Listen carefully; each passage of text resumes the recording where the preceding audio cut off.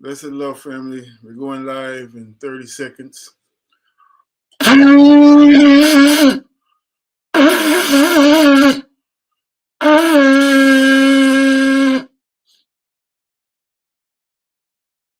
your being. Link up the family. Let's do what we do. WRFG Atlanta.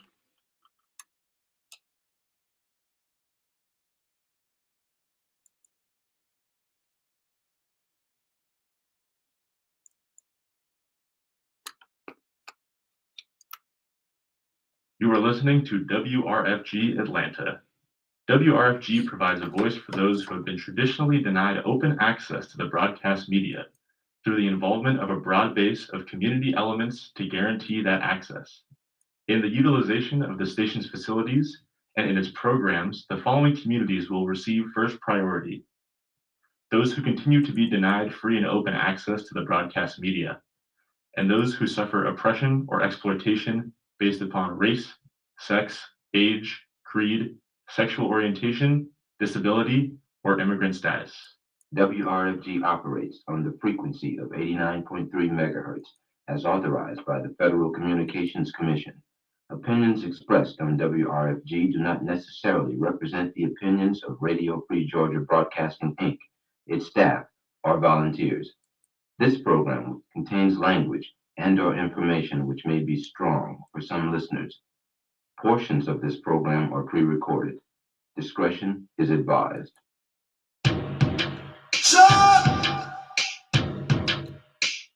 Man goes to your lie with your rumors, you're causing pure strife. So back where with you, oh guys, what this is telling I will die. Oh guys, you trick your dog, but you can't trick life. It's not the first and why we go. What we feel is all about.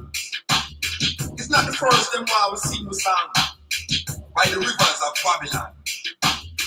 Now them come again, wolves in the lion den, want to discredit I and I, with them big vagabond lies. Oh lies, what this is telling I and I. What kind of bold and you claims are you find? Oh now. 1935, 1975, them say Rasta you got dead. Some get bummy and shave them head. But for all who stand, who must see the promised land.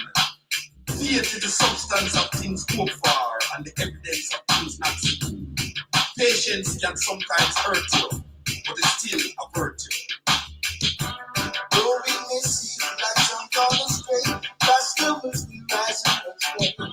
Though it may seem too great a task, our love for Celestia will never mask. Oh now.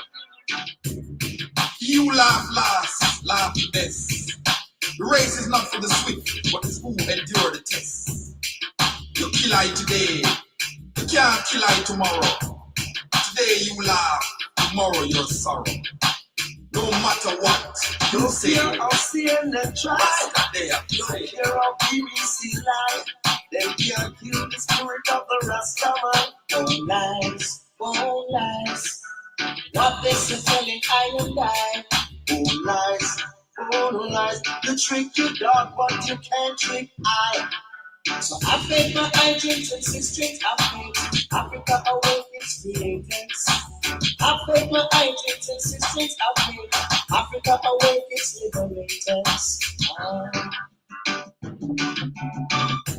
Though it may seem like some gone astray, Rasta will still rise the next day. Though it may seem too great a task, our love for Selassie will never mask. He who laugh last, laugh the best. The race is not for the sweet, but it's who endure the test. You kill I today, you can't kill I tomorrow. Today you laugh, tomorrow you're sorrow. No matter what you say, Rasta, they have to stay. Oh lies, what kind of bone them you find? What is a bone? A horse bone, a tiger bone, a elephant bone. Don't lie, don't lie. Men gusto bone them you find. Don't lie, don't lie. You can't trick right. Poor life. Abolish eradication. Abolish eradication.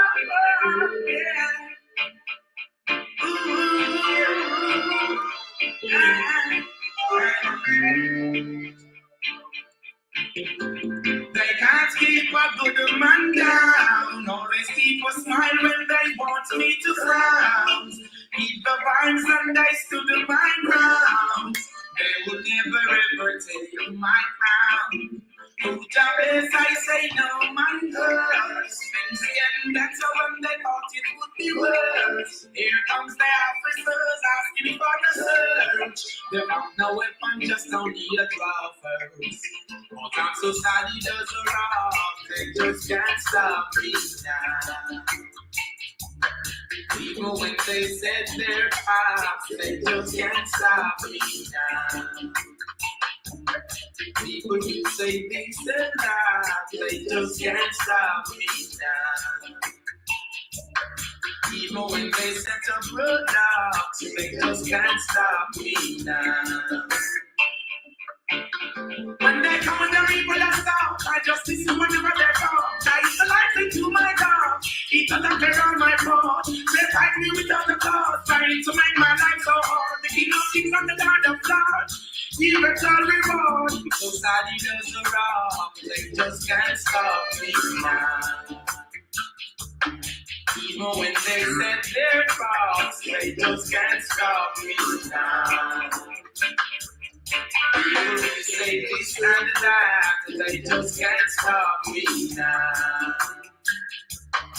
Even when they set up roadblocks, they just can't stop me now. So down to mix me up in your dirty game. You're only trying to tarnish my name. You're only looking for the innocent to blame. When you're the ones who wish the guns down the lane. You only cause destruction and the pain. But the righteous believes and the rain. Help is all I got to give and I'm not to shine. Looking for a future, the sky I can't say. But I'm so sad it doesn't rock and they just can't stop me now. Even when they set their traps, they just can't stop me now. People will say this and that, they just can't stop me now. Even when they set up roadblocks, they just can't stop me now. So they can't keep a good man down. Always keep a smile when they want me to frown. Keep the vibes and dice to the mind ground. They will never ever take my crown. To the place I say no man curse. Things getting better when they thought it would be worse. Here comes the officers asking for a search. They found no weapon, just only a driver. Sadly lose a rock, they just can't stop me now. Who can hear me feel? And see the choice feel.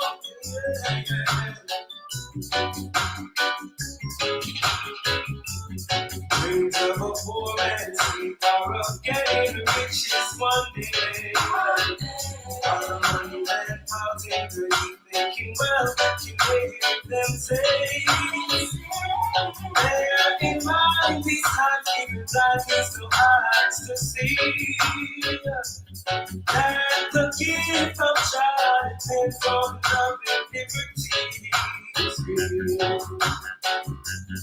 And it will be see that child's real.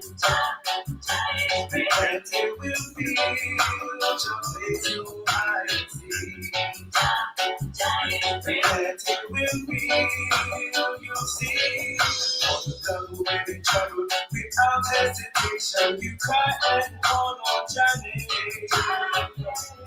Let me help you from the roads you still don't refrain. Why are you hard to give in your hurt? You're not going vain. Walking to the voice of the calling and make sure that you are safe. Planting will feel the seed that dries Planting will feel just place no hide and seek. Planting will feel you see. Valentine terrorize, intimidating, victimize objects and scattering fear and dread. Good one man who goes inside, no judges. Time here for us, we are like insects. No disrespect, but it's the truth which no man can dispute. Every knee shall bow and tongue confess that King David's true. And it will be the seed that shall free. And it will be just place no hide and seek. And it will be you see. Dreams of a poor man's sleep are of getting riches one day. All the money that piles in the heap make you wealth, you hear them say. Bear in mind these times, time needs to eyes to see. That the gift of child depends on love and liberty.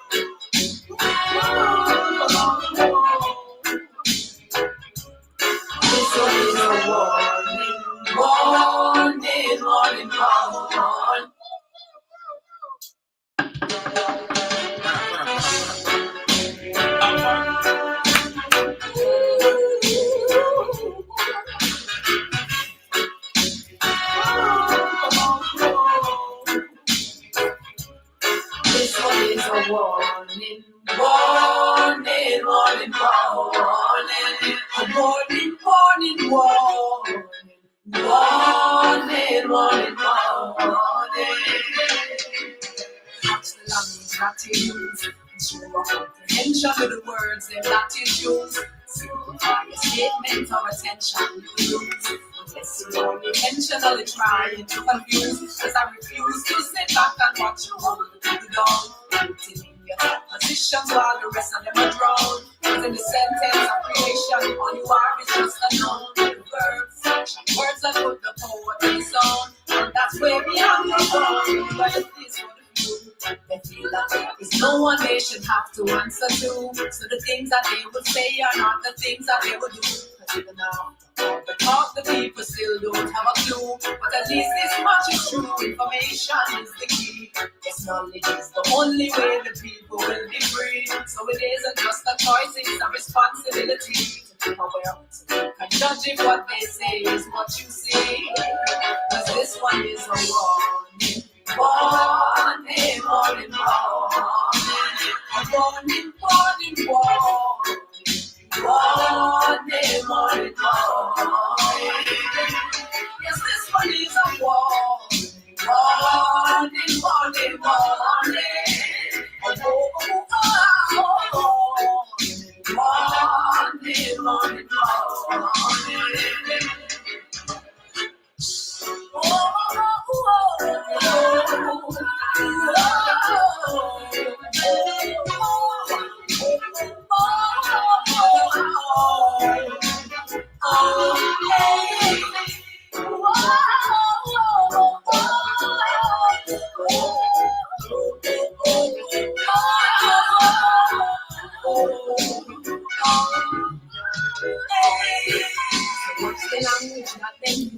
Sure you're comprehending all the words when I choose. Learn to simplify your statements and analyze the clues. It seems they are intentionally trying to confuse. So refuse, cause this ignorance of hold the people down. Just speech toward enlightenment and you can never drown. In the question of creation, you are greater than the known. To the verb, the action, word that put the power to the stone. Cause you could burn this to the ground. Well, it's for the few. They feel that there is no one they should have to answer to. But they fear they're not aware of the youths them plan to do. Rise up, the army out of every ghetto crew. Unite the people with the true information is the key. Yes, knowledge is the only way the people will be free. So it isn't just a choice, it's a responsibility. I'm aware, so you can touch what they say is what you see. So this one is a war. Morning, morning, morning, morning, morning, morning, morning. Yes, this one is a war. Morning, morning, morning. Morning, morning, morning. Be here forever. Do you understand? Forever. Forever and ever and ever and ever. We will be here forever. Do you understand that? Get what I'm saying? Forever.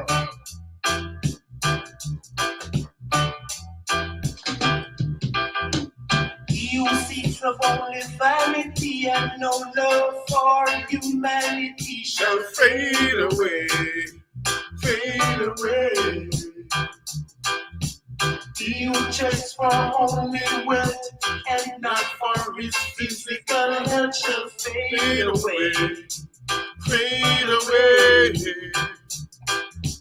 Those who believe in diamonds and pearls and see like Pour, Ashe. Ashe. We'll pour to the creative spirit, the great Ashe out of which we all emerge. Ashe. Ashe. We pour to that creative spirit by whatever name we know it, whatever name you hold in your heart, in your mind, whatever name your ancestors gave, whatever name you learned as a child, whatever name you believe it to be, whatever name you believe it to be in spirit or in science. Ashe.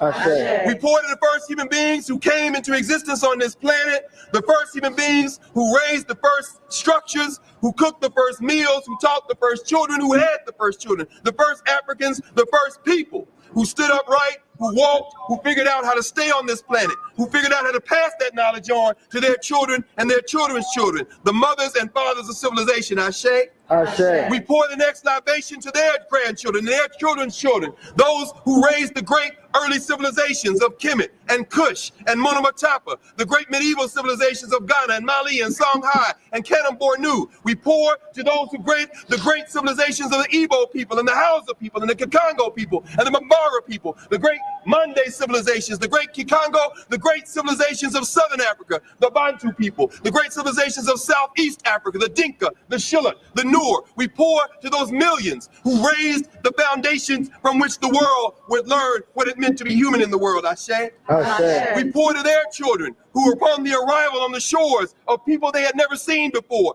found themselves captured and marched overland, found themselves perishing by the millions before they were held on the holding cells and the open air pens on the coast of West, Central, Southern, and East Africa. We pour to the ancestors who did not know as they were stripped of all clothing and sent denuded into boats, packed like animals, and strewn their bones across the floor of the Atlantic and the Indian Ocean. We pour to them who in the last moment on Africa grabbed the sand and grabbed the dirt and put it in their mouths and understood that the only thing they might have to preserve their place in that continent was their memory of that place and their ability to pass it on to their children. We pour to them. Ashe. Ashe. We pour to those Africans and their children who finding themselves cast adrift in Santiago, Cuba, who found themselves cast adrift in Porto, Spain, Trinidad, and Port-au-Prince, Haiti, who found themselves cast adrift in New Orleans and Charleston and Mobile, who found themselves cast adrift in Salvador, Bahia, who found themselves cast adrift in Barbados and the archipelago that formed the wayward and the windward coast. We found them in these places learning Portuguese and Spanish and French, whose often first words was, "Oh my God, oh Madre de Dios," who found themselves praying to survive and pass on to their children the memories. We pour to those ancestors who are represented in the thousands buried in all the square miles of where we stand and who sit here buried before us in 400 caskets forged of wood from West Africa, with Adinkra symbols. Each one of them, each woman, man, and child, symbolic of millions. The children of those who could not be killed, we pour Ashe. Ashe. We pour to their children who somehow survived the hells of enslavement and fought for emancipation in the Caribbean, the French, British, Dutch Caribbean, who fought for emancipation in South America, who fought for emancipation in Central America, who fought the struggles we refer to as the Civil War in the United States, who came out of that, marched out of enslavement through Reconstruction, and found themselves making great migrations, eventually ending up in places like New York.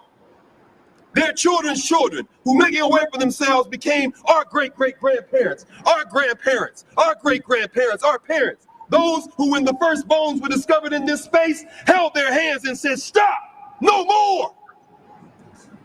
We are here to speak for those who can no longer speak with their mouths. We pour for those ancestors, some of whom came to Howard University in 2004 and followed these caskets all the way back to New York. The ones whose names we know and the ones whose names we don't. And at this moment, as we pour this libation, I would ask anyone who feels comfortable to say the name of someone in your bloodline who is no longer physically here, but who you know made it possible for you to be here. Go ahead, let's hear the names.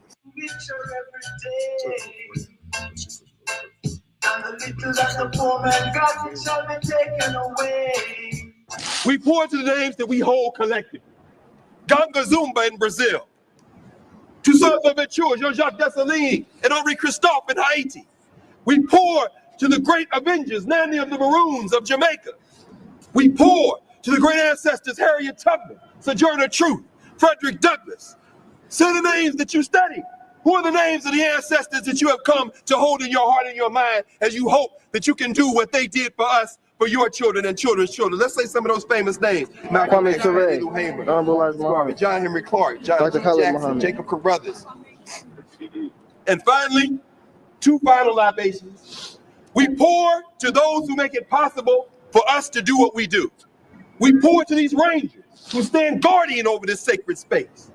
We pour to these Africans and these folks who have come from Howard University, the staff, the faculty, the administrators who brought us here today to bear witness. This is not a libation, but an affirmation, because their hearts still beat, their tongues still speak, their minds still think, and their minds still wish the best for us. We pour for all of those people who surrounded us on this journey today and made it possible for us to be here. We pour this affirmation of thanks, Ashe. Ashe. And finally, we pour to your children's children's children who will one day stand on this space and speak your name. Ashe.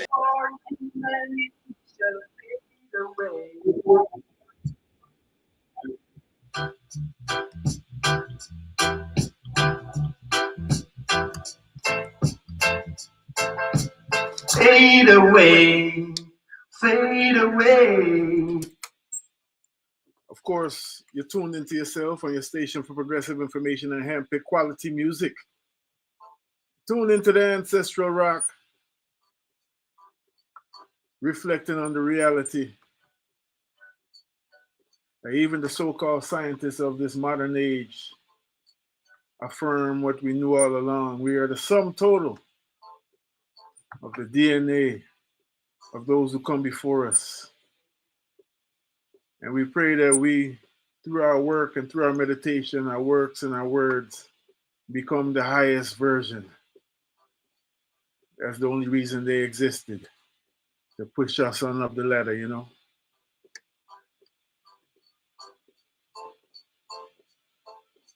Every generation has the opportunity to become the highest version, the most developed, up-to-date version of their gene line, of their gene pool. We're here until the 4 o'clock hour. We invite you to tune into yourself, y'all. For those of y'all listening to us on terrestrial radio, just keep it locked. You might as well just broke off the handle. If you're moving around and got to get back in the house and you don't have no radio in the house anymore, tune in on WRFG.org. Anywhere you need to be, you can link us there. WRFG.org for all the streaming options. Underneath the man called Junior Biles. Fade Away, 1976. Classic music. Timeless music, as I was saying.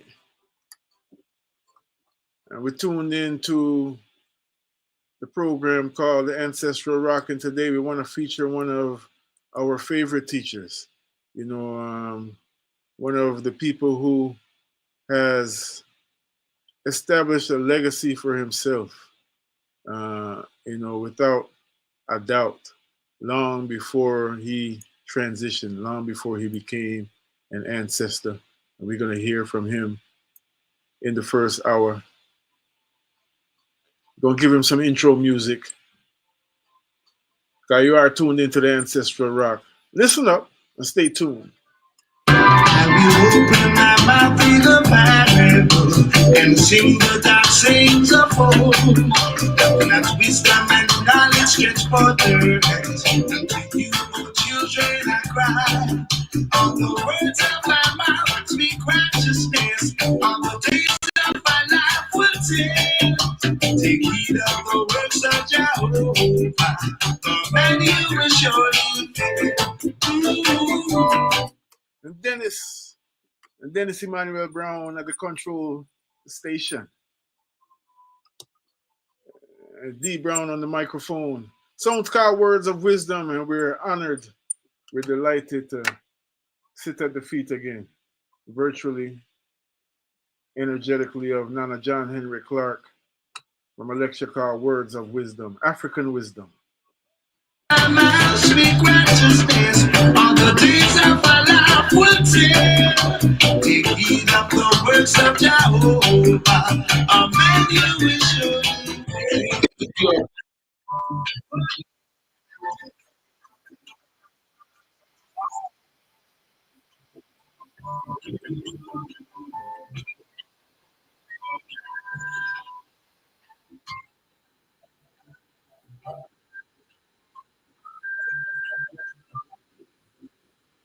Until after your life has passed. And therefore you can continue the work of John Henrik Clarke. You have a responsibility for continuing the work of John Henrik Clarke. You will be held accountable if you do not continue the work and build on the legacy of John Henrik Clarke. So, he is among us now. Let us touch him. Let us listen. Let us absorb. Let us be transformed by his sacred words. Professor John Henrik Clarke. Dr. John Henrik Clarke.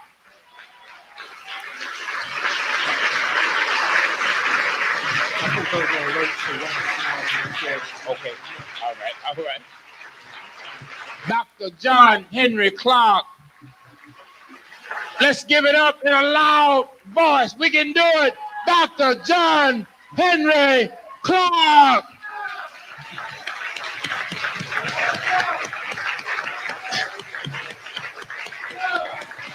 He could have been anywhere tonight, but he chose to be with us. Dr. John Henrik Clarke.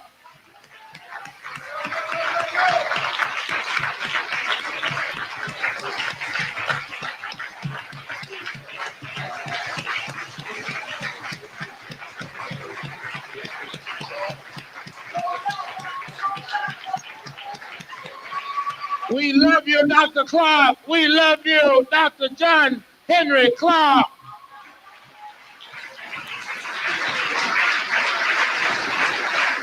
The next voice that you will hear will be the eminent Dr. John Henrik Clarke. I'm at good, sure. You want to take a stick that far? Yeah.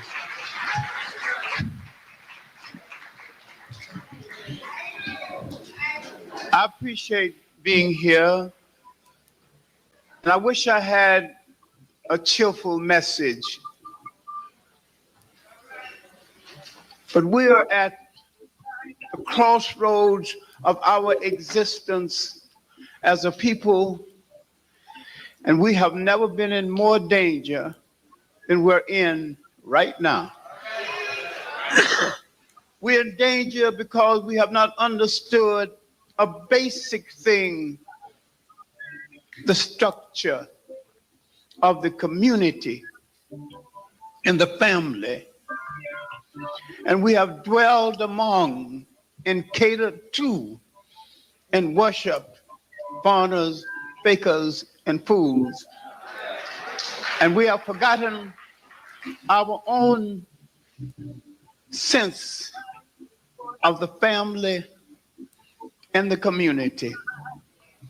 We're meeting at a time when we are memorializing the 31st year of the passing of Malcolm X, and we still did not understand him and did not really meet him. Because if we understood what he was about, you would understand what that charade in Africa and Asia is about. If you have read a newspaper here, published here in Brooklyn called The Liberator, that article, that appraisal of that needless journey and a waste of our money is appraised. It is very often, very seldom, that I read an article and agree with every word of it. If you want to know what I think, read the article. I will devote no time to this masquerade tonight, this massive waste of time and money, this great international show that will lead you no place except to another collection play and make the players richer while they look down their nose at you. Now, our sense of community was lost when we came in touch with people who had no sense of community because they did not come out of a community comparable in its organization that we did. And we lost that community when we began to imitate them. We lost a concept of the community as nation. Something called nation is a container.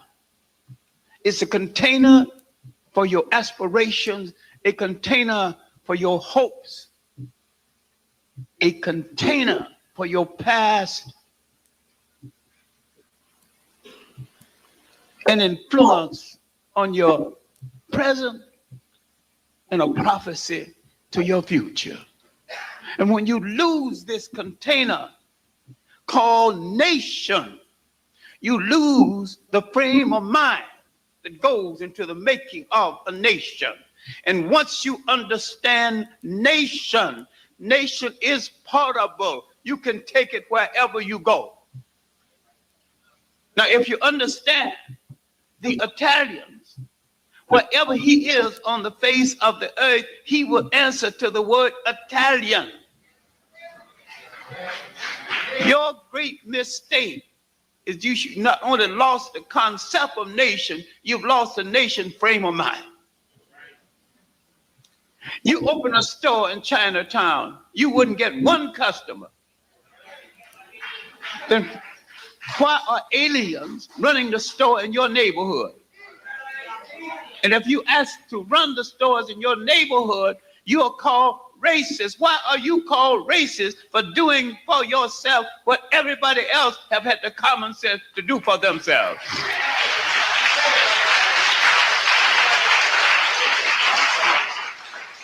This is where you have misunderstood the concept of nation, because the concept of nations is the concept of responsibility. Now, what kind of nation did your enemies come out of?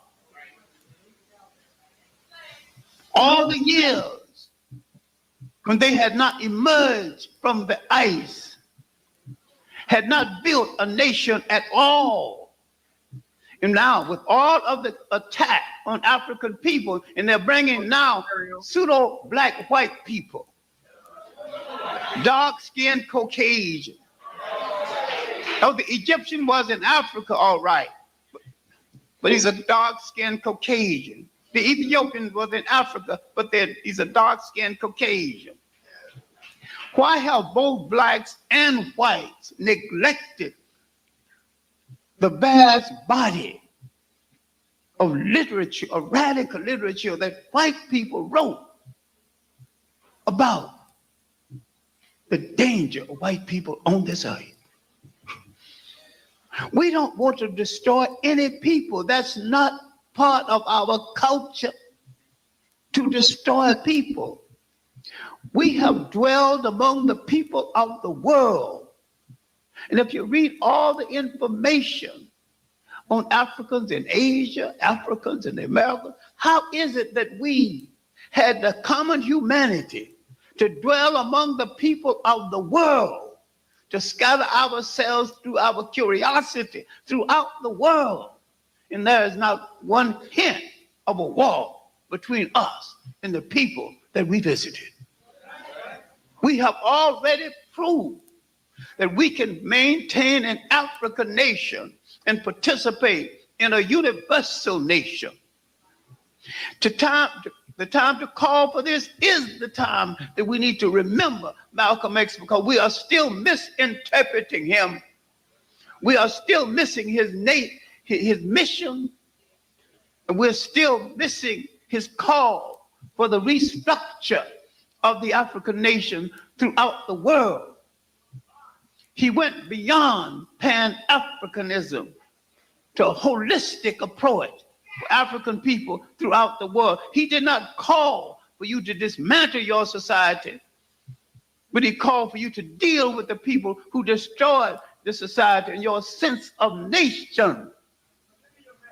I have written a book called Who Betrayed the African World Revolution and Other Speeches.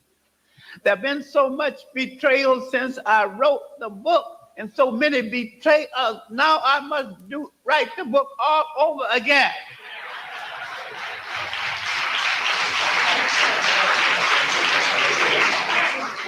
I must make a deeper assessment of the civil rights movement when we began to dismantle the institutions in the black community and run toward everything white.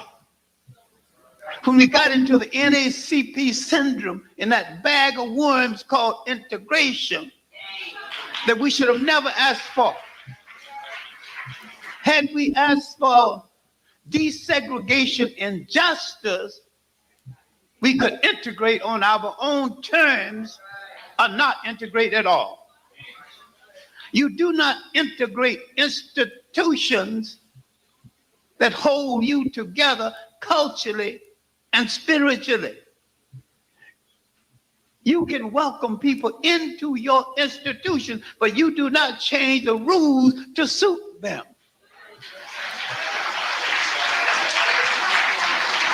So we're not talking about what other people are already doing.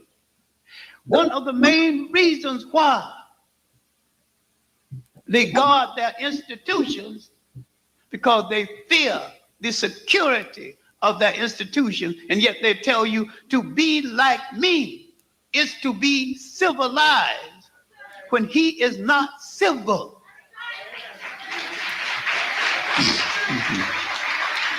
The relationship of the European to the non-European world is a protracted act of aggression.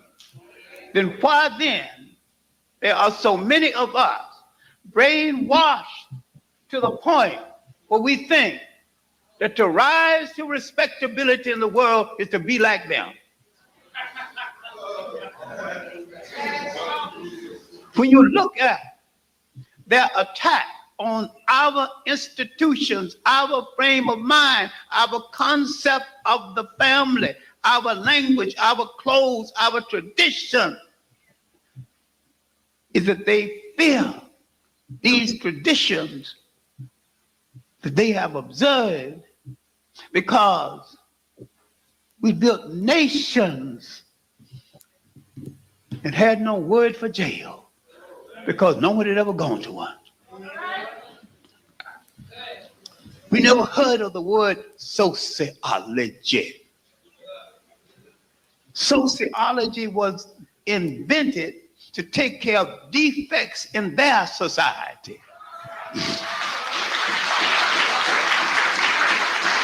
A jail was invented to take care of a defect in their society. A jail. And because that society was so out of kilter with reason, people got lost in their society. Now, right now, there is a custom in the South where we never use the word adoption. We use the word taken in. But child, no parents, no, family and mother died, father, somebody take him in. And I know this because I was one of the taken in children. Couldn't get along with my stepmother. My father didn't do much about it, although he tried. I was working and mowing lawns and cleaning dogs and washing cars and a cook at one of the houses I work in. Said, if you ever without a home, you just come and live with me. Never forget, Miss Rosa Lee. So I was taken in. It was an honorable house. Then came the Depression. Had to be another kind of house that we don't mention in respectable company.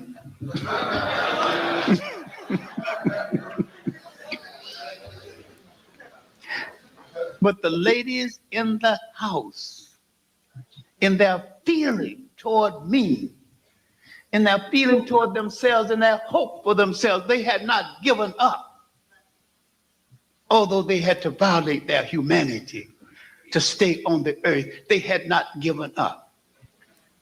That they would, from their own earnings, would buy me a set of encyclopedias. People in the neighborhood would come to me to get the lessons, me to look up things. I was always reading almanacs. When the white folks throw away the almanacs, I would pick up the almanacs and memorize things. So all my information was a year old, but people didn't know that. So the gamblers would take me around. I bet you this boy can name me all the many ships in the Japanese Navy. And another little boy would open, and I could do it, and they'd win their bets. I'm going all over town. Now, they're exploiting the hell out of me. I didn't think about this till 20 years later. But I'm loved and respected for my fine memory. Bet you I can name all the capitals in the United States starting backward. I began to train my mind by packing my mind with insignificant information. I can name the second name of the first wife of Clark Gable. Now, what the hell does that mean to a little kid in this house? Now, what I'm trying to get to, that we came out of a structure where the mind was respected because I could read, teach Sunday school before I was 10. I was a little celebrity in the community. Now, what I'm telling you, what happened to me, I'm telling you what you still fail to do for young people. I would thread the needles for old ladies, run little errands, and sometime when I'm passing, they cook some gingerbread. You know, when you're a kid, some hot gingerbread or two nice buttered biscuits. They just hand it to you. And after the evenings of going around and displaying my knowledge, and the gamblers have won $20 or $30 on me, they would take me to Miss Ada's restaurant.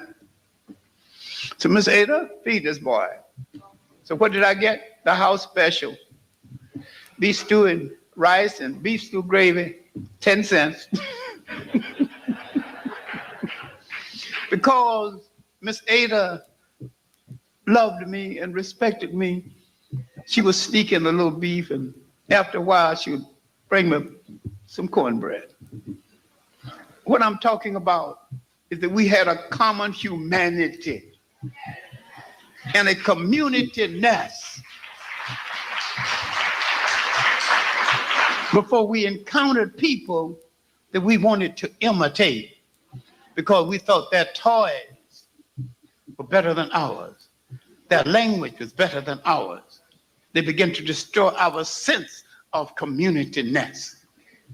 And this is why I would think it is vile and vulgar to compare a Malcolm X with what is happening now.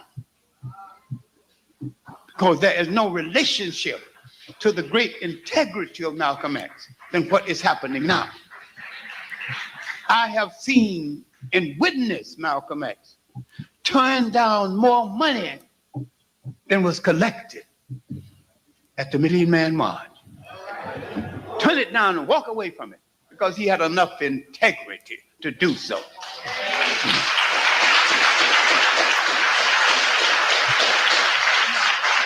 We need men of integrity now.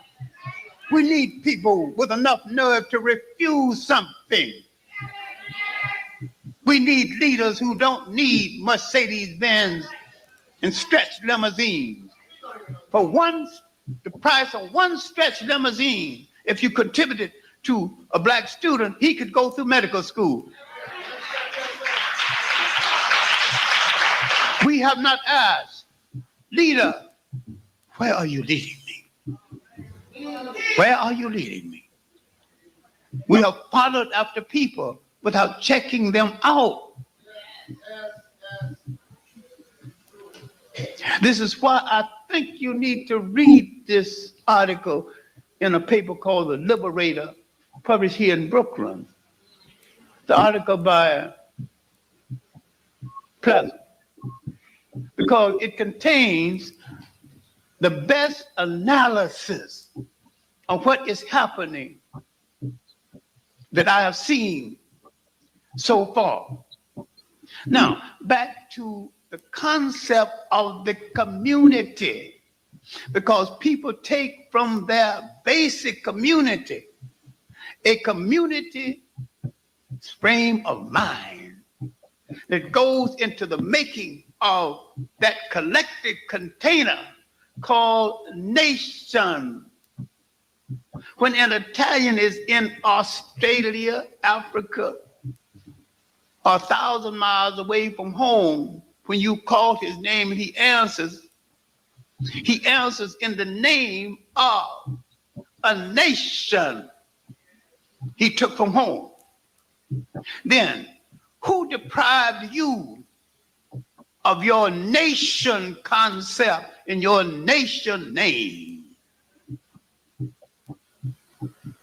Why are you so misguided that you would think that one of the great shows of the 20th century would occur and there would be speaker after speaker, 40 speakers, not one uttered the name of your nation. Your nation in the world is called Africa.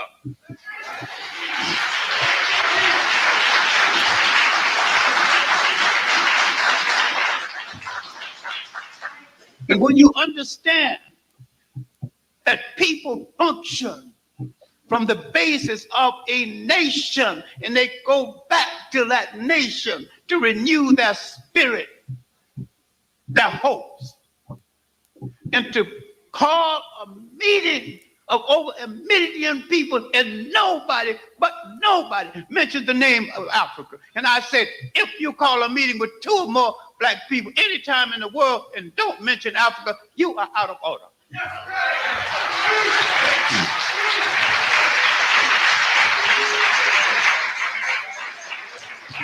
There's a book called The Tribes, dealing with the rising power in the world, the rise of the overseas Chinese and the rise of the Chinese at home, the rise of the Japanese, the rise of the Jews. Nobody mentions Africa because all of them assume that somebody else, European or Asian, will continue to rule Africa.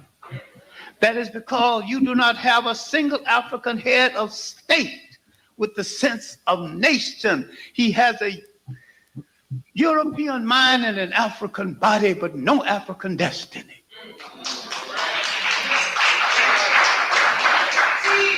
He is a slave because he could be the head of a nation with no African values. Why is it that Africa needed no civil courts, no Western trained lawyers until the European came and created the need for them? Because the elder in the family was the head of your Supreme Court. In my family, my great-grandmother Mary was it. And when she started talking, everybody stopped. And she would tell the same story over and over again. Story about her husband who was sold into slavery to a slave breeding farm in Virginia, and how brave he was, and white people had to get rid of him because they wouldn't dare kill him. And the story of her enslavement in Georgia, and her watching Sherman move to the sea, burning down Atlanta.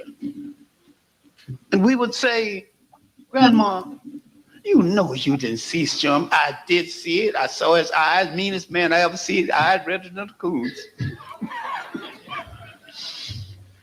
And we would dispute her one more time, and she took her car pipe out of her mouth, tap her cane on the floor. So I ceded. These old eyes ceded. So, all right, Grandma, the court has met. You've announced your decision. There is no reprieve. You saw Sherman march to the sea. And yet she was teaching us lessons of survival, teaching us her memory of Africa, her memory of the last Africans to come over before the fakery of emancipation, teaching us truth, teaching us wisdom, teaching us survival. Into ourselves, we were a miniature nation. And when something happened within that nation, all of us came to the assistance of the person. And the one thing we wanted most, to keep the trouble away from the white folks who don't understand our problem, don't understand our history. Today, I heard Malcolm X's message to the grassroots again, and most people have heard it, but not understood it. But what he was calling for is to understand the land basis of nation.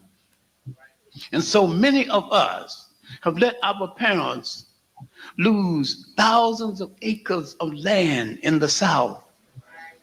We once owned almost 20 or 30 million acres, and today we own less than 3 million acres. We own the land from which the bread must come. And within ourselves, we are a miniature nation and a black community. I am not an endorser of Jim Crow. I wanted to get rid of it as bad as anyone else. But what I'm saying that once you get rid of that, you didn't have to get rid of your values. You didn't have to get rid of the black corner store. You didn't have to get rid of the black church. You didn't have to get rid of the black lodge. You didn't have to get rid of the numerous small but clean as a laundry black hotels in the black community.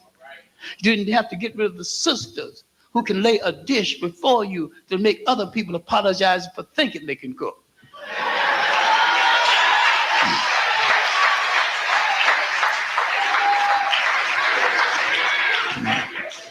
Because in the civil rights movement, we reached for the wrong thing. We thought the thing to be is to be like them. When we had a higher standard of morality than them. Why be like them? Why not set an example and let them be like you?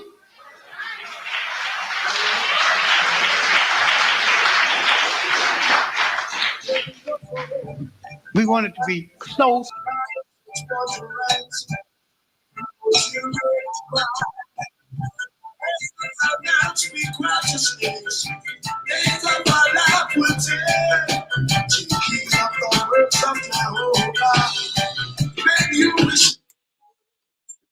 Dr. John Henrik Clarke. Nana John Henrik Clarke. And of course, you know Dr. Clarke, he's just getting started. Busting liberation shots from the gate. Throwing big fertile seeds in the soil, you know. Nana John Henrik Clarke. It's 4 minutes until the hour. We're here until the hour of 4. It's 4 minutes until 3.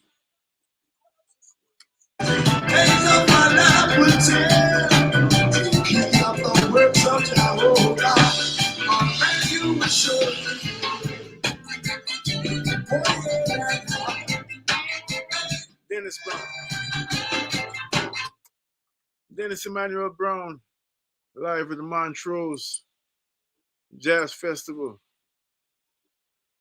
Montreux, you know. Wow, you parlez-vous français? Language police out there.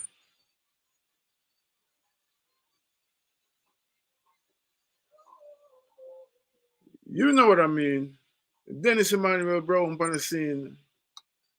It's the ancestral rock.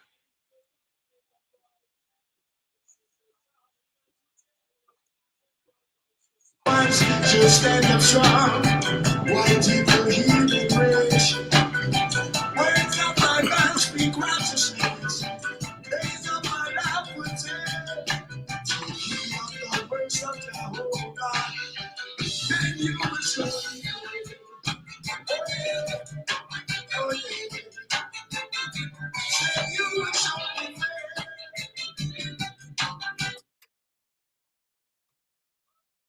I want to send much love to our big brother, known by many names and many natures. You know, I know him as the ex-minister for one. Public enemy number one for real. Professor Graff, big up yourself. I'm looking forward to getting the Soul Om Collective up here. If y'all haven't heard of Soul Om Collective, it's just that, you know, that I think the name speaks perfectly to who they are, what they come forth with. It's a collective of musicians bringing some hardcore music. And when I say hardcore, I don't want you to think about somebody in a hoodie with a screw face smoking a blunt in the alley, you know?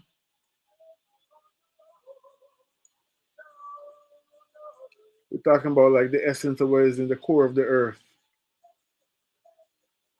And of course, you know, his love is the first heartbeat, you know. That's what sustained the warrior more than anything else.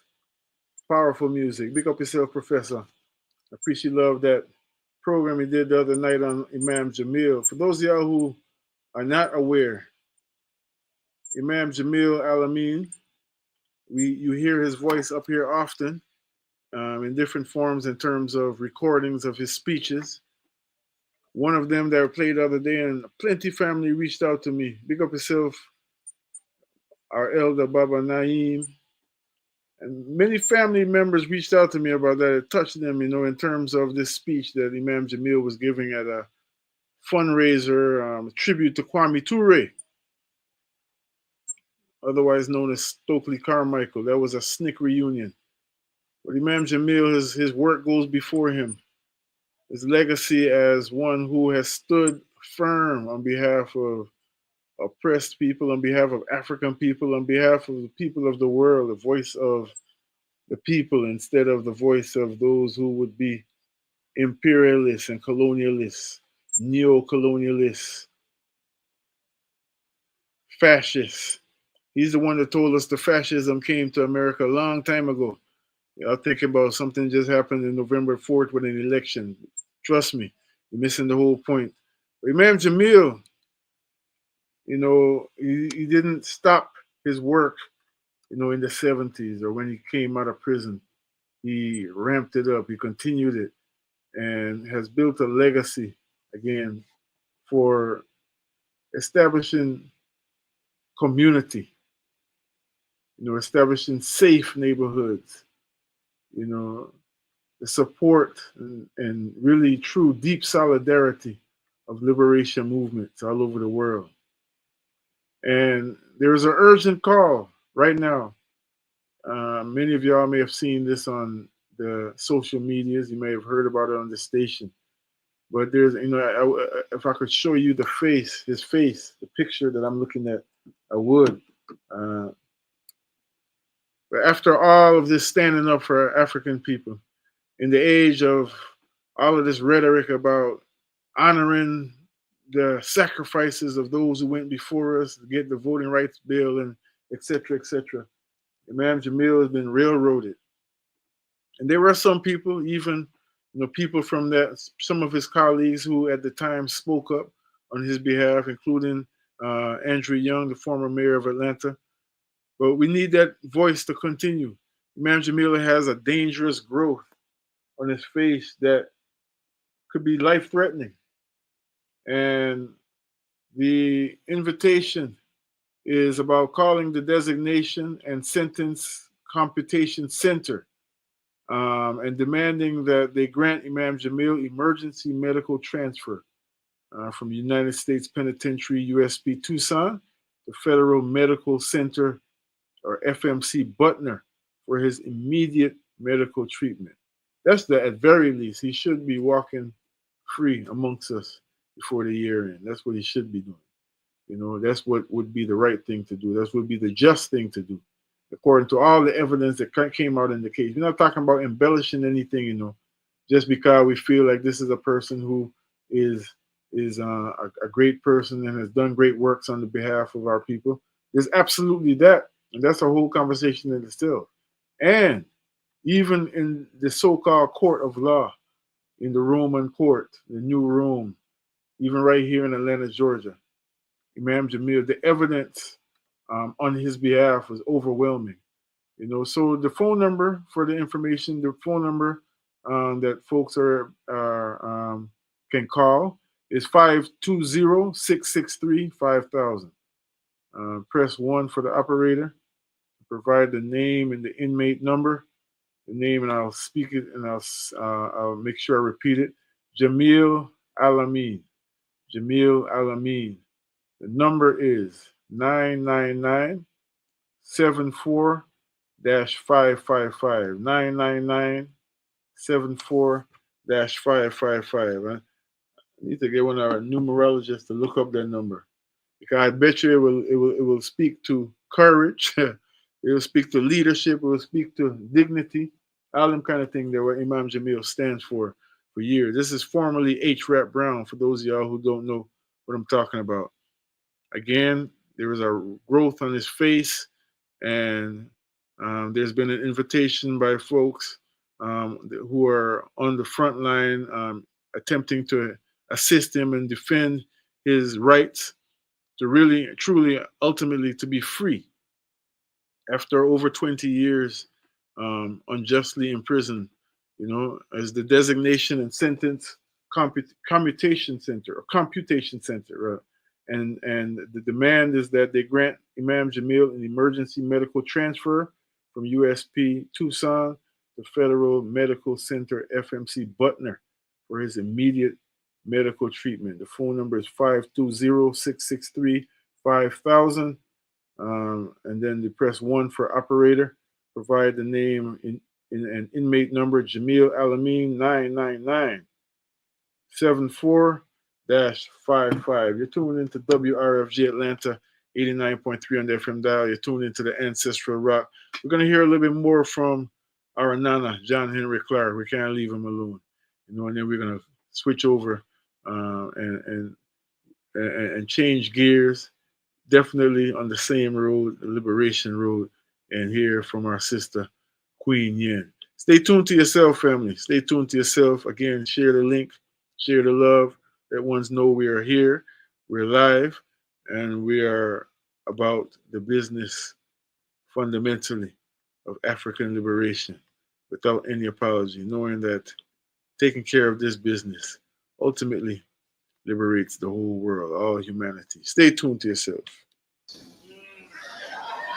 And our children got cut to pieces. Many of our children could run rings around them educationally. Then why did they go to these white schools and got dumbed up and confused? We should have given our children strength and confidence when they went to the school. Don't tell me math is hard. We invented it. Well, hell, the pyramids are there. You can't deny they're there. There's no bonding agent. I mean, things were built without cement 6,000 years ago. They're still standing there. They had a paint that's color fast, hadn't been retouched in 3,000 years. Right now, you paint a house in 10 years, you got to paint it again. And you can observe all of this without understanding the nature of the war on our community and our community frame of mind. The European came out of a scattered community. It was no community. And he claimed the creation of Rome and Greece. I can show you, I can do more in proving to you that Rome and Greece was not Europe than anybody else can prove that Egypt was not Africa. Rome and Greece was not Europe. Two Mediterranean-inspired nations, because when they rose, there was no Europe. That's hard on your imagination. What created Europe? The challenge of Rome and Greece. Fighting Rome and Greece, they got themselves together to fight it or try to destroy it. Getting themselves together to fight this challenge made them a nation. They began to have facsimile nations, and they weren't even clear on the nation concept in Europe until near the end of the 18th and the 19th century. And you actually go, here's the people who came in the world civilized. And Europe was born when the ancient world was ending at the beginning of the modern world. There was no Europe in ancient times. You don't know how to dispute him or turn back all these fakers and these woman book called Leskiewicz, not out of Africa. Look, a cat will protect its kitten. A snake will bite you if you jump near its young. And we can't protect those things that sustain us as a people as we walk the earth. We can't claim anything that we did. And one of the main reasons we are delinquent in making a claim, we do not understand the concept that someone else projected to the world called civilization. Civilization is mechanization. To organize thuggery is not to civilize a people. Now, when we look at the history of the intelligence of Europe and its war on our community, we can trace European intelligence from the discovery of a book called the Odyssey and the Iliad, written by someone named Homer, who we don't even know whether he's man or woman. To this day, they began with a lot of mythology about Africa. Complementary mythology, but strange and confusing. The Africa was 10 feet tall with one eye in the middle. It's a complementary, but misleading mythology. It began with the Greeks.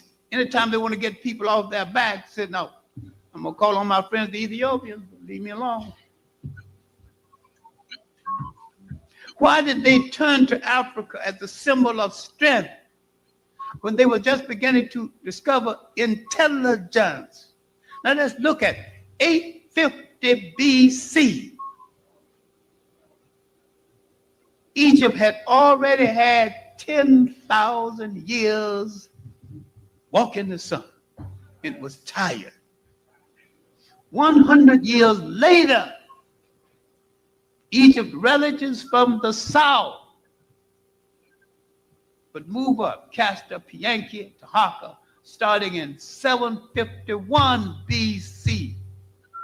These relatives from the south, from the 25th dynasty, would show the people in the country that the Greeks called Egypt how to rule a nation one more time. Don't count any dynasties after the 25th.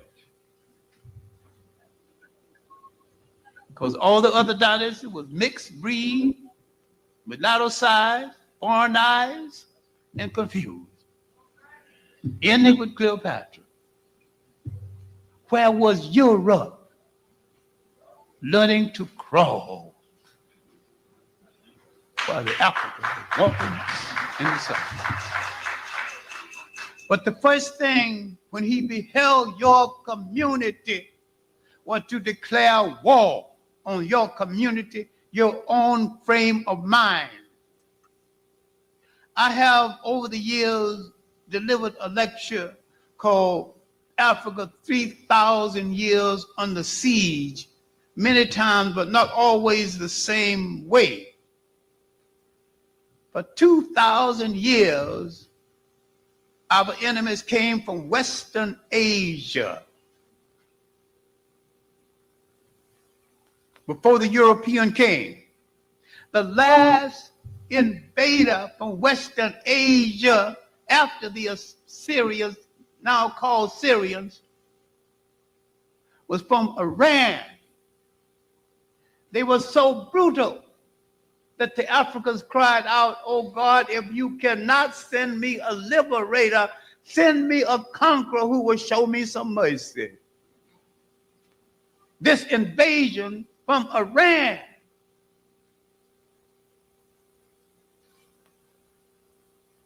set up Africa for the invasion of Alexander the Great. Now, this is 332 BC. Dr. John Henrik Hear Clarke. me well. Nothing in Africa had any European influence before 332 BC. Nana John Henrik Clarke. If you got 10,000 origin.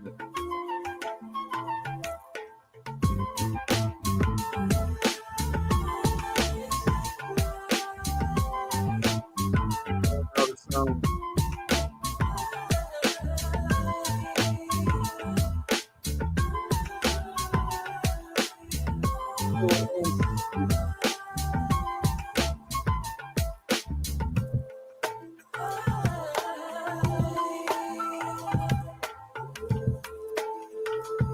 I good that's the drift. I know that's true. Beautiful.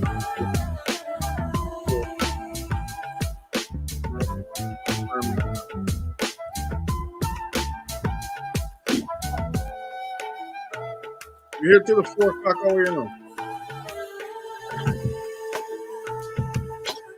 We're gonna switch gears to a very timely interview we had the pleasure of doing with our Queen Yenn.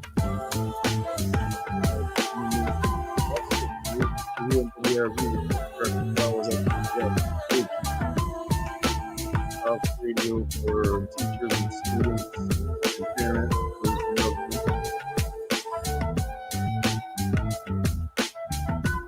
Much love to our big sister Jason Jallo. Long time, sister time. Long time I haven't seen you in the flesh. You know it's always sister time, you know? The world is starting to wake up to it.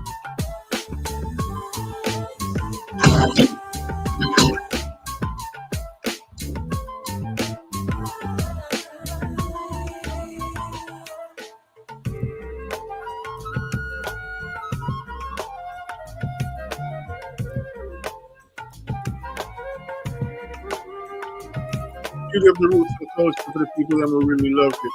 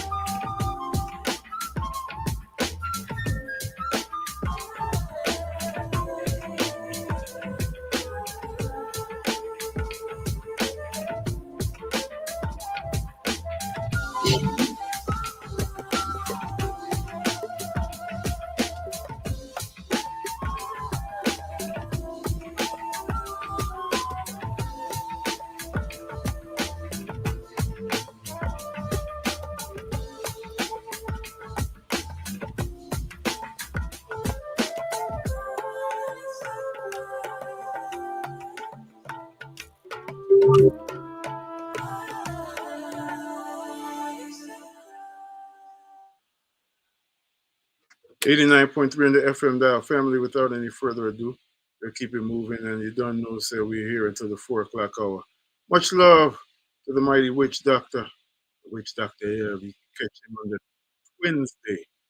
Wednesday means night, the midnight on Tuesday going into Wednesday on expressions, night watch expressions. Big things, big people things, you know. Now, do remember that that is that and this is this. Again, we are sharing with you information that we feel is pertinent to our liberation. The person we just heard from, the Jegna, the master teacher, none of them words are used lightly at all. Dr. John Henrik Clarke, he's the very one that reminded us that unless it serves the purpose of our liberation, we should throw it in the trash can of history. And we take those instructions very seriously. We take everyone's time seriously, including our own. So that's how we depend. See, stay tuned to yourself. Well way, you know, this is truly that space. So there's a wide range of things that happens during each season here, but it's all for the sake of holistic wellness. We approach the spiritual body, the emotional body, the mental body, the physical body. We approach all of it here. And so, as someone just said on Facebook, just last night, I woke up to a message from one of the neighbors that said, listen, you have to go visit to know what it is. Oyun Botanical Gardens is not just a garden, it's a community, because that's really what it is. You'll come, you may meet creatives here, artists here, practitioners of various wellness modalities here. You're going to meet some farmers, you're going to meet family, you're going to meet children, you're going to meet elders. It's a vibe, you know, it's always a nice vibe. And it's really a vibe that's centered in love, true divine love. And that's centered in, I know some don't like the word hope, but that is there. You know, people come in and feel hopeful when they leave, you know. It's centered in acceptance and, you know, a space of freedom. You know, I hear these words when I hear people talk about their experience at the garden. A lot of people use the word fool and all of those different things. So we always have something going on. The next thing we have that's coming up is our 7 event, our 7 event. That event is a 7-course dining experience. Each course is centered or themed according to a chakra. Our chef, who's going to be doing this event, which is going to be held on this Sunday, December the 22nd, is Atlanta's own Chef B. Chef B is known to do plant-based foods. She also has been teaching for years people how to transition into plant-based eating. But what's also beautiful about her food is she infuses essential oils, which is perfect for doing a chakra opening dining experience, because that's what it truly is. And then Chef B is the truth.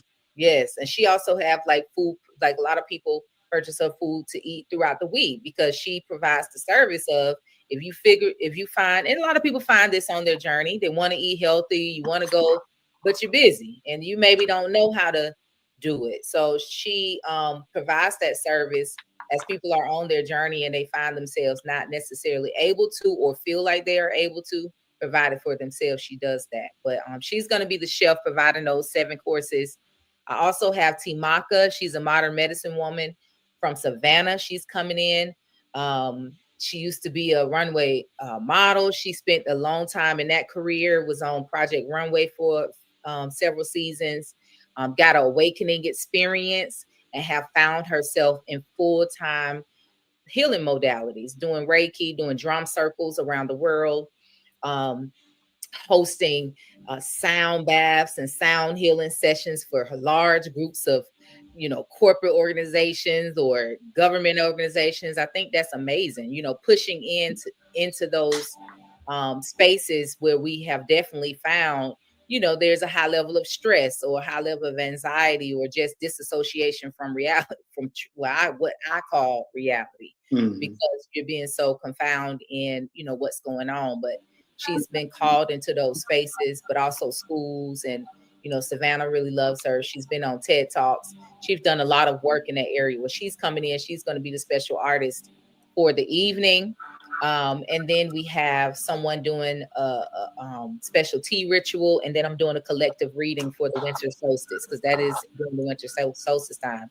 So it's going to be a beautiful time. The events that happen here tend to be centered around the seasons, the moon cycle, but it always has a theme of connecting with, your higher self, connecting within, finding your ground and finding your balance, and leaving from a space of surrender and power, really reconnecting, or remembering, I should say, your power and dominion in this life, and where that lies, And so I absolutely expect that from this event comes on Sunday.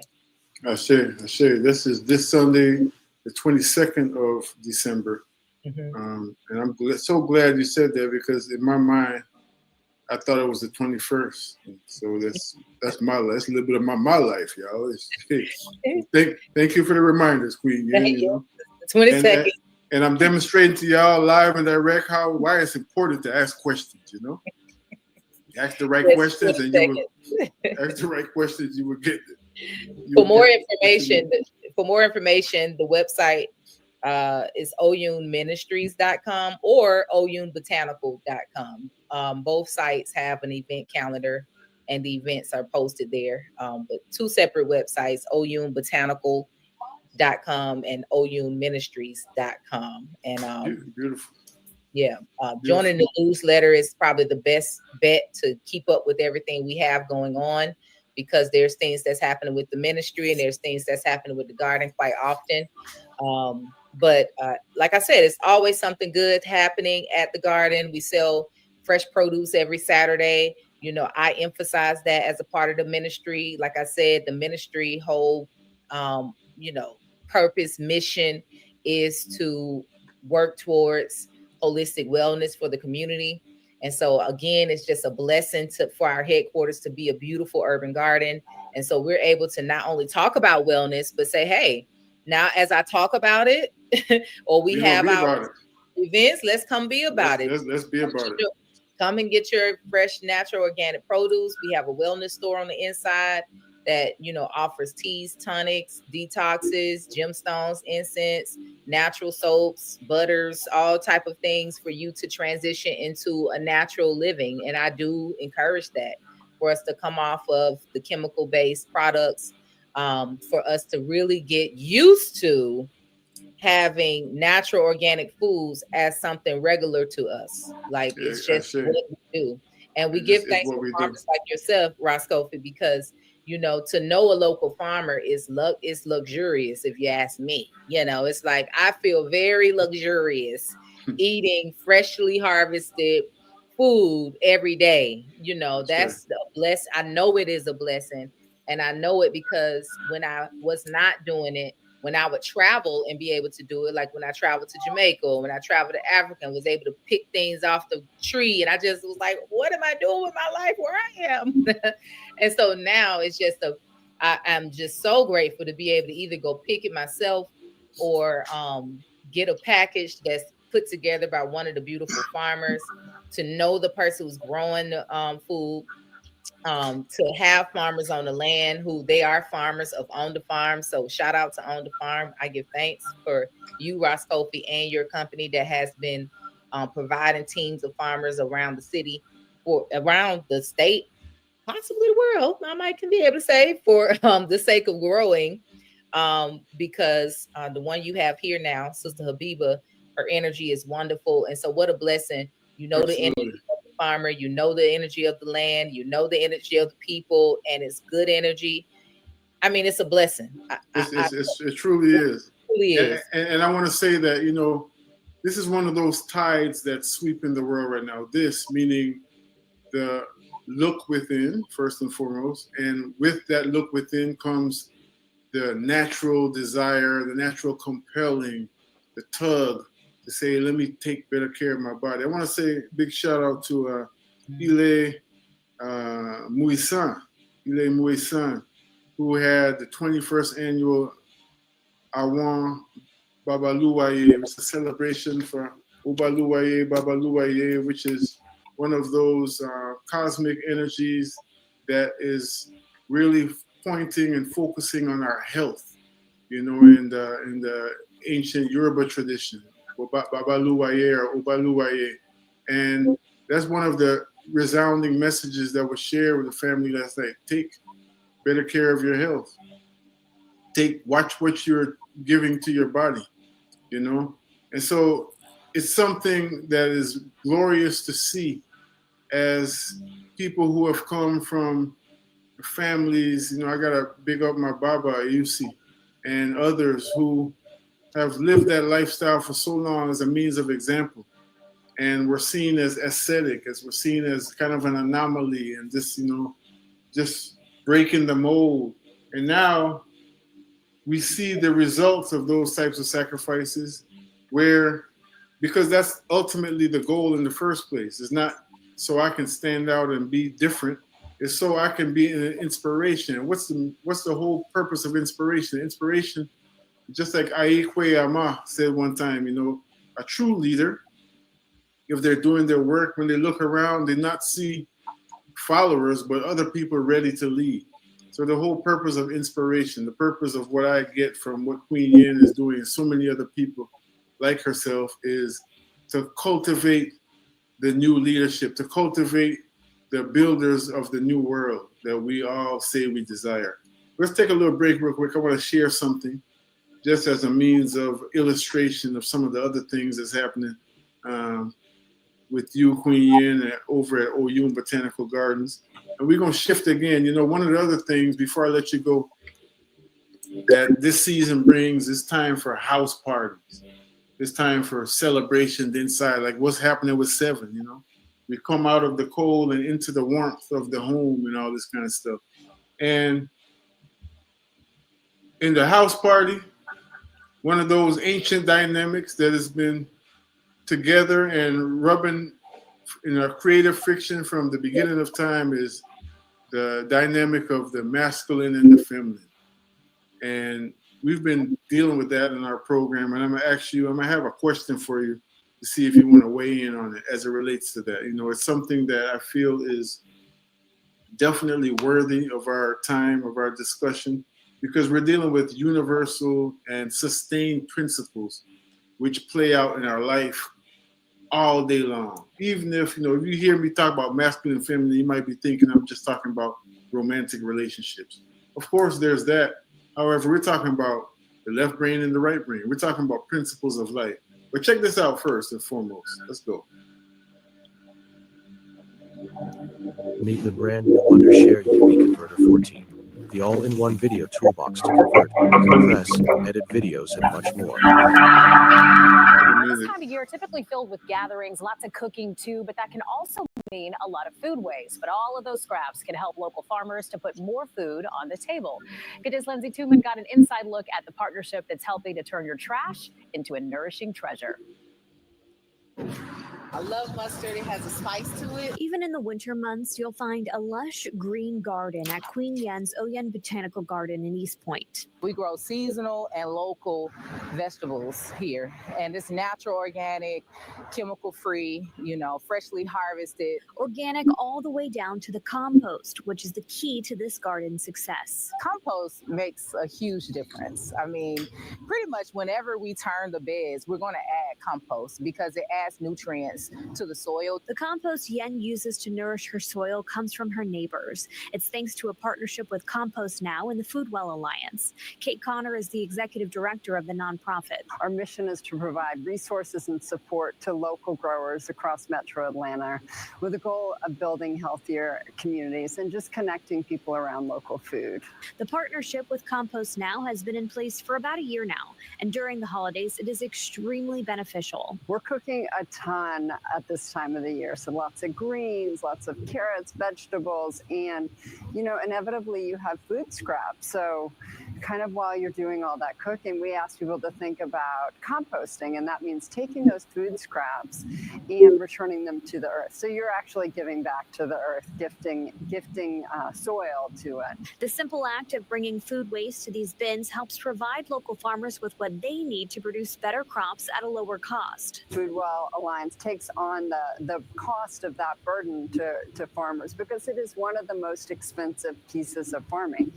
Healthy soil is expensive. A lot of folks call it black gold, and we truly believe it. It is the secret to growing healthy vegetables and food. Yenn has some of the bins at her own farm. Neighbors can compost. They can bring their scraps, their food scraps here to the garden, to our compost bins that's provided by Compost Now. And the beautiful thing is, once it's a finished product, it comes back to the farm and also those neighbors. It's a huge benefit to farms, including Yenn's, who puts that soil to good use to help keep her community healthy and thriving. And then also have in mind that everything has a cycle. We don't have to throw it away. It actually has life in it, and we could use that. And that goes right back to the fresh produce that they have. I think that's just such a great component to being a neighbor. Is like helping each other to reduce waste. Turning what might have been trash into new life. In East Point, I'm Lindsay Tooman for Good Day. That'll preach. You're on mute. That'll preach. Turning what she said? Turning what might have been trash into new life. That'll real talk. That'll preach. And then that's the beauty of it. I wanted to demonstrate that to the family, those of you all listening from around the world, that is what we have in front of us. We have the opportunity to recycle our experiences and turn them into something that is so beneficial for us. Even the stuff that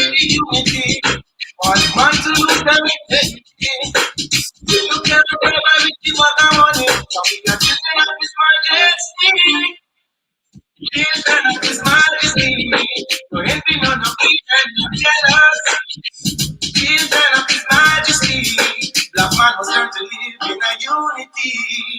Children of His Majesty. All I want to do is just a pray for children of His Majesty. No envy and no greed and no jealousy. Worldwide pollution, a global confusion. Living in the black man's land. A black man you didn't take it from. Put not your trust in no one. Any man could leave Babylon. So put your trust in the Almighty One, and He will guide you Children of His Majesty, the man was learned to live in a unity. Children of His Majesty, all I want to do is just to pray for we.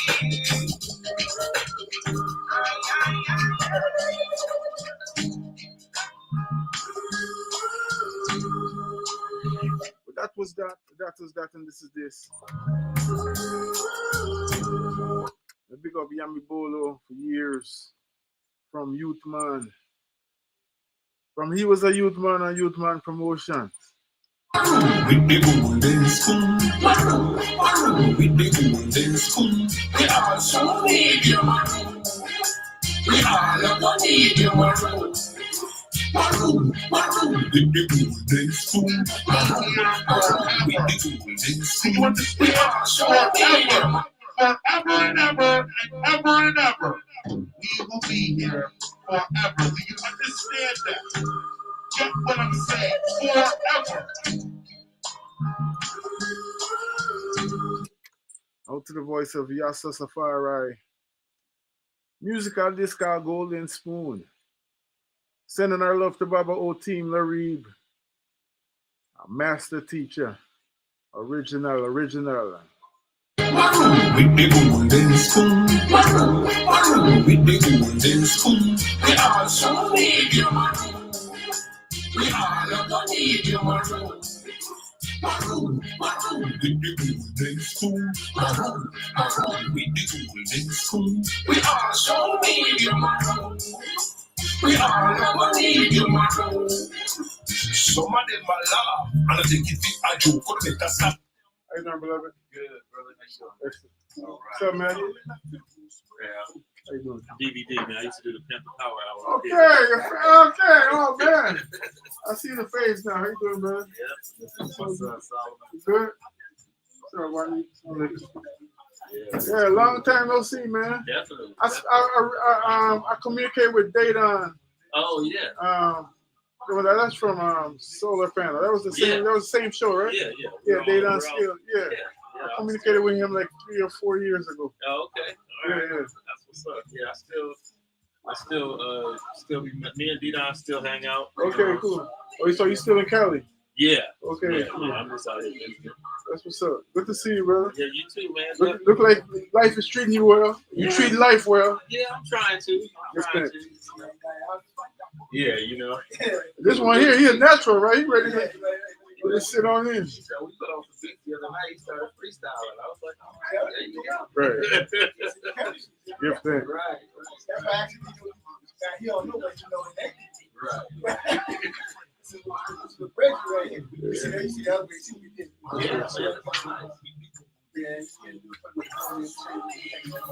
on, Solomon.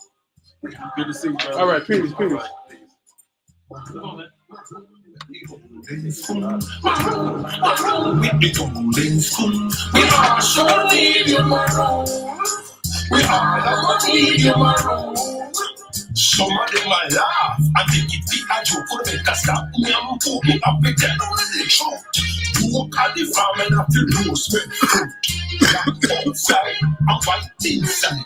Some of them are done and the money are high. Some of them be soaking at the great river tide. Them a slip, them a slide. What of them collide? Them fall out and out, through them in a fast.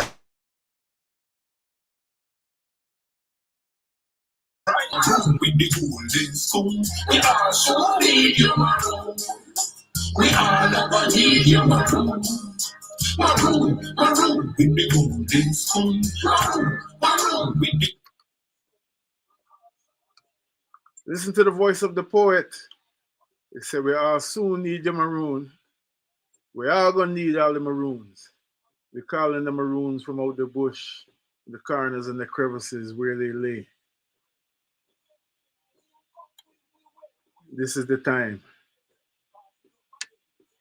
Nothing to borrow, nothing to lend. Can't run from the words of Rastafari said. We not chat to enemy, so we wanna all be friends. Maroon, with the golden spoon. Maroon, with the golden spoon.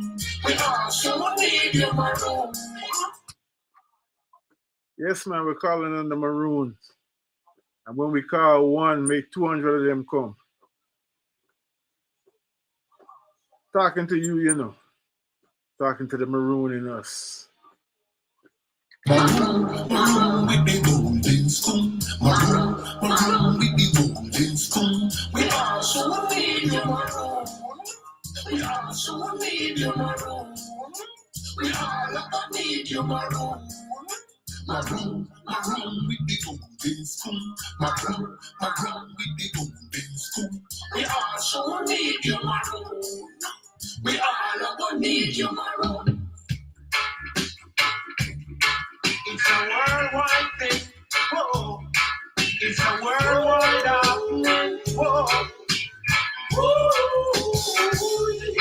And it's a rumble jumble life. The people pay the sacrifice. It's a Rumble jumble life. some food and it can't taste nice. It's a Rumble jumble life. for People pay the sacrifice. Rumble jumble life.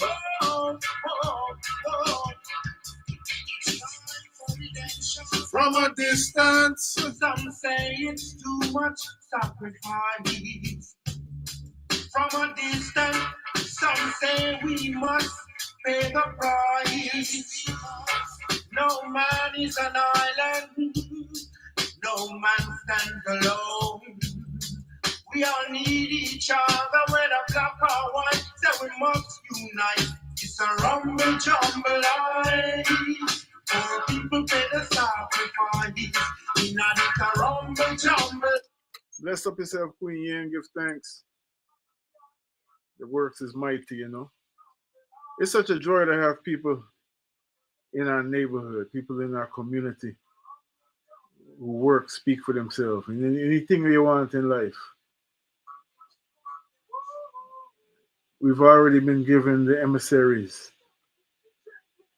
of the Most High, you know, that's what we are, you know, vicegerents of the Creator. In different aspects of life, to form the full fist, all them fingers, you know. So I want to say special request to all of those who excel at what they are gifted in, you know. Excel at what they're inspired to do. Make themselves student of the work. Your works go before you and we honor you. All the rebels with a cause. And for generation that is coming now. This third and fourth generation, hear me now. Now this a rumble jumble life. For people pay the sacrifice. Now this a rumble jumble life. Man, I cook some food. Yeah.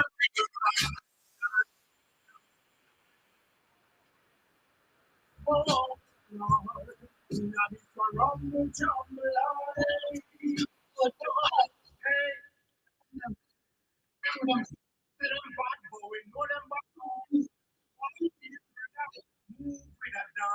Understand the nature of a fakery called civilization. Remember, civilization like Broadway shows have to have a rehearsal stage. Now, if Europe came and built the pyramids and all those temples, then you got to find the ruins of a rehearsal stage in Europe, because you would rehearse on how to do it before you finalize it. Just like they take a show and put it on out of town to see if it's good enough for Broadway. If it's not good enough for Broadway, they close it out of town. Broadway's so expensive you can't even afford it unless you can draw an audience. Now, if you take African history, go to the South, and you will find experimental pyramids, 42 experimental pyramids. You will find the same social thought in the South as in the North. You will understand that the Nile River stretches 4,000 miles into the physical body of Africa. And the main population that peopled Egypt came from the South. from the rehearsal stage in the South. Now, after the rehearsal, they had a general idea how to build a great structured nation. Then they developed a great agriculture so they can feed a lot of people. Housing complex, a great spirituality that contained a lot of people. And so the greatness of Africa does not belong to Egypt alone. It belonged to a collection of people who came down that great cultural highway called the Nile to build Egypt. And the first thing they built was a structured families, a community nest.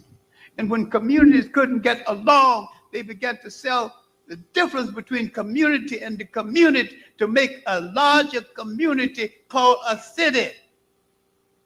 Then they consolidate the cities into something called a state. And when great territories came together, it was equivalent to an empire. All of this opened the way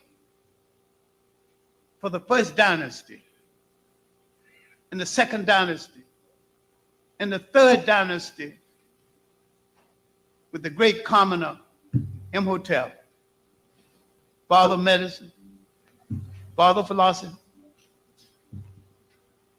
builder of the step pyramids, father of great architecture, a multi-genius. Now, look at this multi-genius and look at his ancestor. Look at Paul Robeson, great singer, lawyer, all-American athlete, language. Now look at it. Now you can understand Paul Robeson and Imhotep, relatives. Do you know anybody else that produces geniuses of this magnitude with consistency going back thousands of years? Then why must you leave these great values to be whores after the values of a valueless people? The sense of community and the sense of nation is what we have lost, in the sense of what Malcolm X was trying to teach us, especially in his message to the grassroots. That land is the basis of nation. Edmund Blyden, in the end of the 19th century, his inaugural address at Liberia College, he said, we will have to work for many years to come without the popular support we have to have. We strive to be those things most unlike ourselves. We feed grist into other people's mills. Nothing comes out except what has been put in. That then is our great sorrow. We're knocking at the door of someone else's house and we're neglecting our own house. Now, where do we go from here 89.3 system-wise?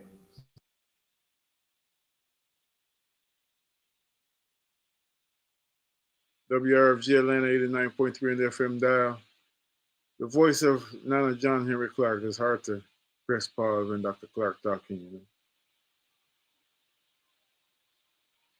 It's off a lecture entitled African Wisdom with an introduction from Professor Charles Finch. Much love to Baba Charles Finch.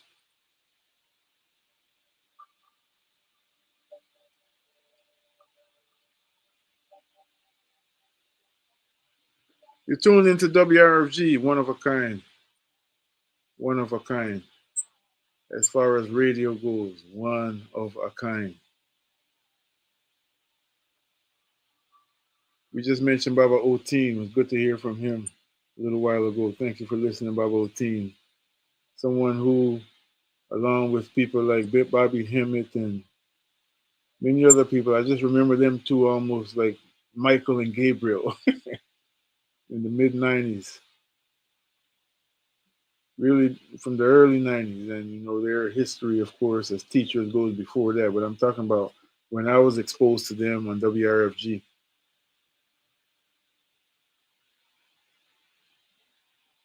Bussin' Adams, you know, teaching hard in a way that helped to shape the paradigm that we're now living in terms of a collective consciousness.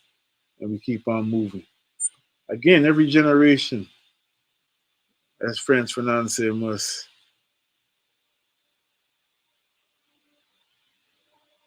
make the decision whether or not they're going to honor their mission or they betray their mission. And of course, a natural mission that we would never have to argue about. There might be things that shift and change as the time evolves. But one of the sustained mission, the perpetual mission of every generation is just do just that, perpetuate life, you know. Do that which will support succession of our successors, the success of our successors. We give thanks for Nana John Henrik Clarke.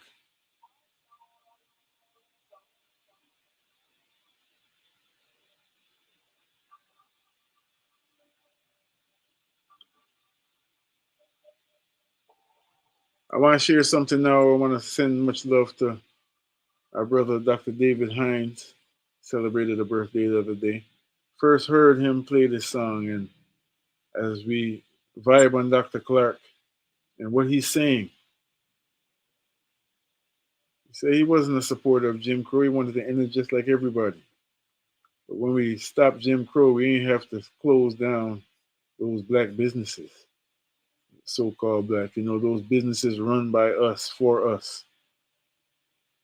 And it's a beautiful thing because, you know, the more things change, sometimes they stay the same until the lesson is fully learned, and then the lesson becomes irrelevant, no longer needed.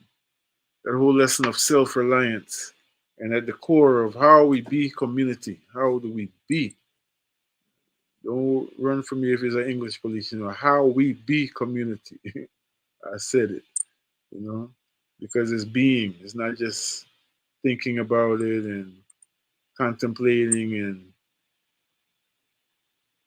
pontificating about it and all them way there. How do we be community? That is the question, and the successful answer to that question is what is going to be the key to our moving forward in one piece, as one. I don't even want to use the word survivor, you know. But I'm sharing this sound from a former Calypso monarch who got something serious to say. Tobago for the year 2003. So let's go to the videotape. I lay down in meditation. I took a journey spiritually. My eyes beheld a vision shown clearly in front of me. Well, in the vision I saw an old man slowly beating a drum, humming a melody that was strange to me. Then he called me and said, Sandra, come. He arose and he showed me a country, beautiful everywhere. The sound has to be together to make sure that you get the fullness of it. But it's a song that, again, I heard played by Dr. David Hines, professor and political worker out of Guyana, also a professor at Arizona State University. But Singing Sandra was talking about this old man who beat the drum and shared inspiration with her as a musician, a musical messenger, to go forward and warn the people of what is coming down the pipe if they decided to abandon their ways. You know, if they decided to abandon their fundamental ways. And I don't need to instruct you, brilliant people out there, whether you're young or old, about what are some of our fundamental ways. And how when we look into this world that we're living in. How we can tell clearly which ways are missing. You know, Dr. Clarke talked earlier about the fact that in classic African societies and even outside of the continent, you know, indigenous societies, even when you look at their language, when you analyze their language, there was no word that can be translated to the English language for something like old folk home, you know, because no one would ever dream of throwing away grandmama and grandpapa when they get to be a certain age and can no longer do for themselves in the way that they would in their youth or the way they did for us, you know, when we were youth. That's what we're talking about. Our fundamental ways are ways that preserve life, you know, that promote a feeling of safety and security and love and warmth, you know, internally amongst the people who live in the community. Fundamental ways. So I'm gonna let you hear this. I'm gonna let you hear this, and we're gonna come forward and seal up. 5 minutes until the hour.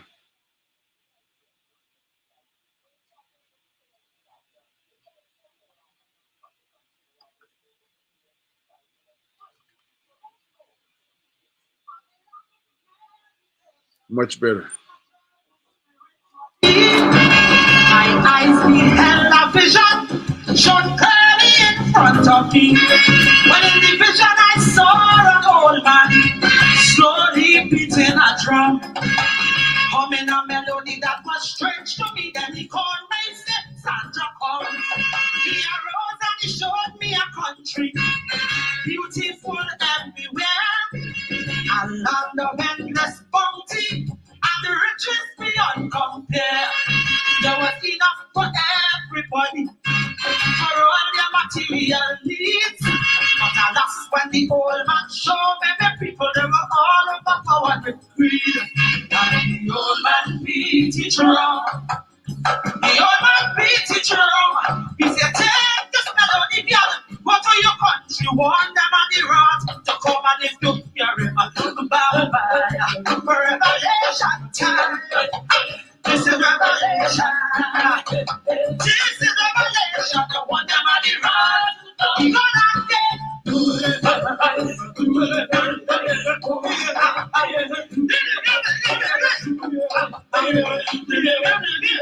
them on the road to come. Leaders were fighting each other. They were tearing the people apart. Friends who used to live happy together, now hatred filling their hearts. Neighbors were causing neighbors, whole villages in mayhem. I heard they were listening deceitful leaders who were preaching for doctrine to them. Compassion went out of the window. Deviousness read instead. Morality was low, but the people were spiritually dead. Old man beat it wrong. The old man beat it wrong. If you take this melody, girl, what do you country want them on the ground?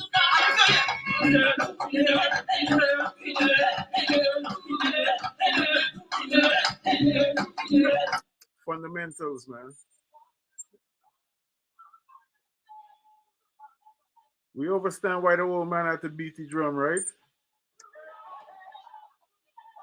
We thank our special guest in the ancestral realm, Dr. John Henrik Clarke, and still here with us in the flesh doing great works, our sister Queen Yenn. Happening this Sunday is the 7th experience at Oyun Botanical Gardens.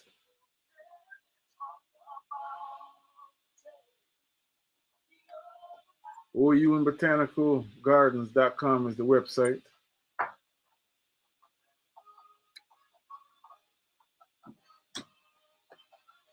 And we thank all the old man and woman them who incessantly beating their drum. They don't share any fear They don't care, fear, and they love us so much that they remind us of what we need to be reminded of.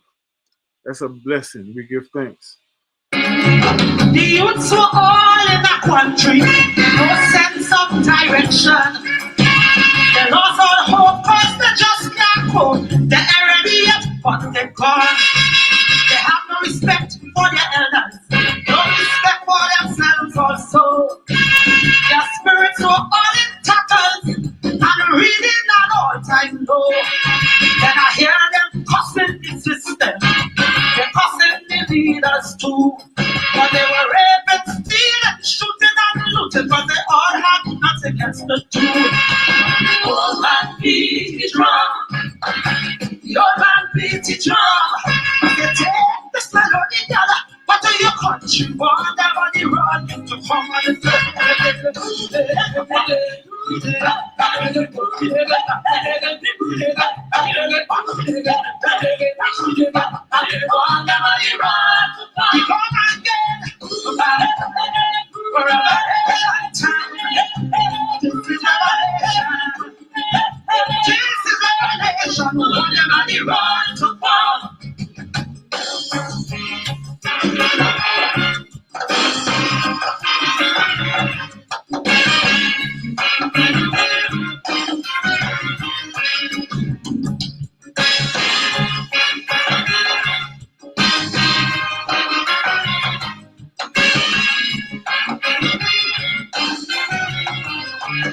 He said, talk to your spiritual leaders.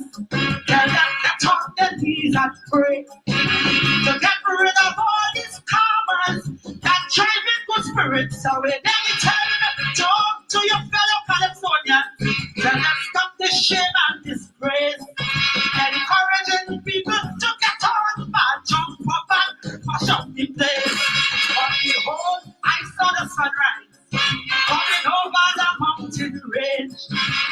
Old man said, that is a symbol of hope if your people get serious and change. But the old man beat the drum. The old man beat the drum. If you take this melody, girl, go to your country, one never run. I know you guys feel that. I hope your pause raise. Well, family, bless up yourself. Drink some water. Stay tuned. Stay tuned to yourself. Thank you for tuning in today. Share the link so that people can be informed with what we throwing down. Much love.